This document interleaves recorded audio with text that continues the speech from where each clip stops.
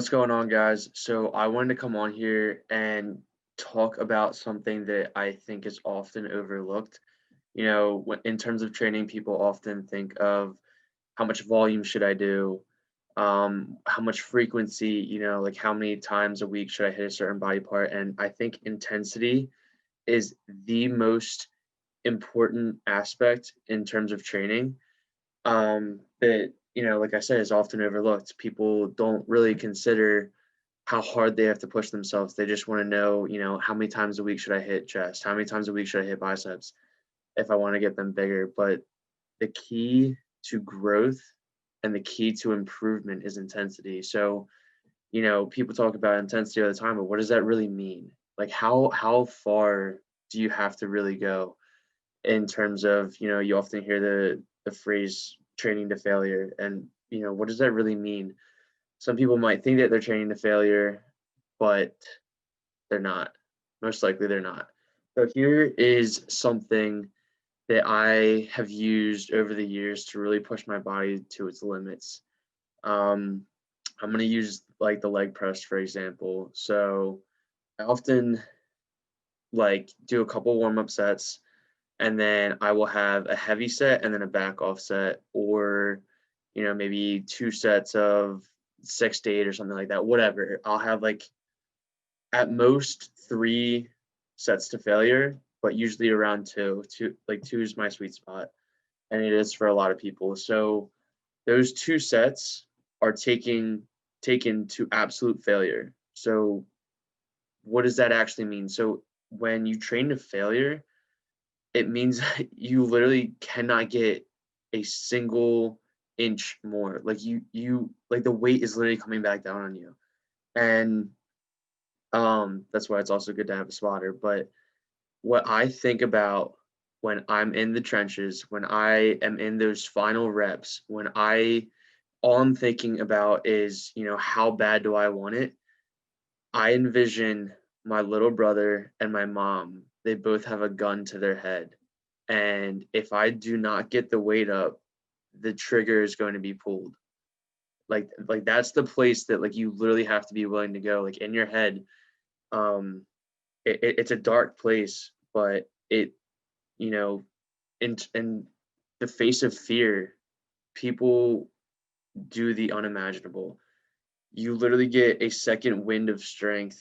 You like all the emotions come out. Everything you have is like that's failure. You're literally pushing like not even like your own life depends on it. Like the people you care most about, their lives depend on it.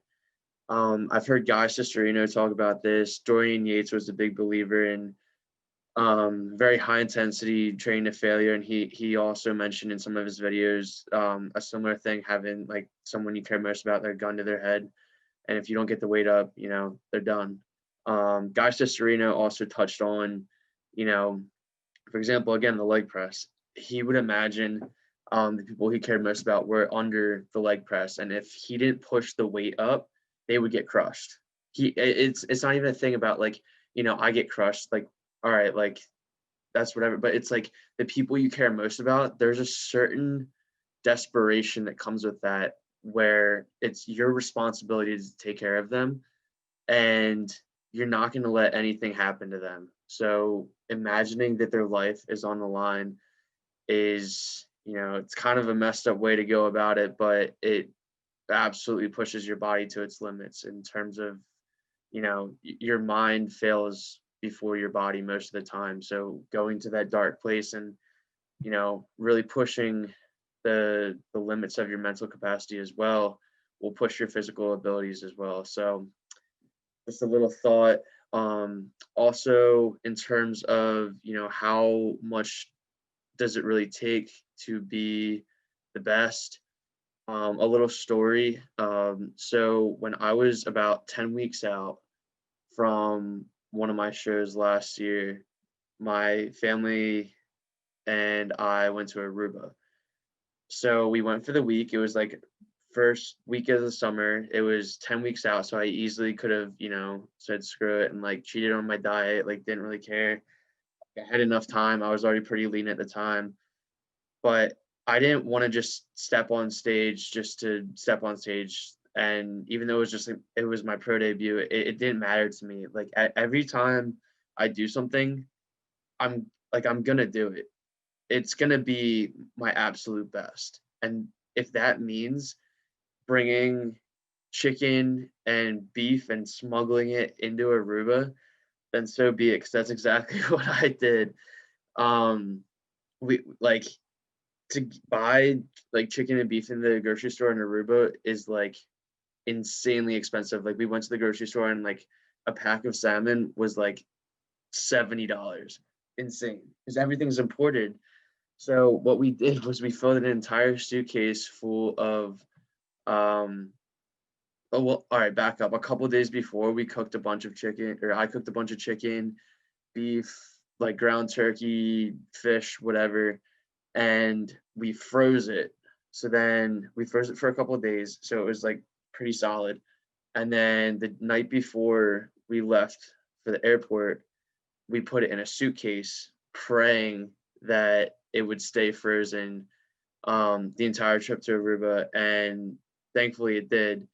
But basically, just a little story like that is just like the lengths you have to go to be the best. You know what I mean? Like I could have I could even like eaten the food that they had like the cafeteria or something, but that wasn't enough for me. Like I wanted to make sure I was doing everything in my power to really be the best, and that meant smuggling chicken and meats into Aruba, because I knew that that would get me one step closer to my goal. And honestly, when I stepped on stage, and I kind of had that in the back of my head, like it was almost like a little advantage. Like like I know these guys didn't go away on vacation and like still stay on their diets like 100%. Like it gives you that little edge. Like when you sacrifice, the more you sacrifice, the sweeter that victory is, the sweeter that end goal. When you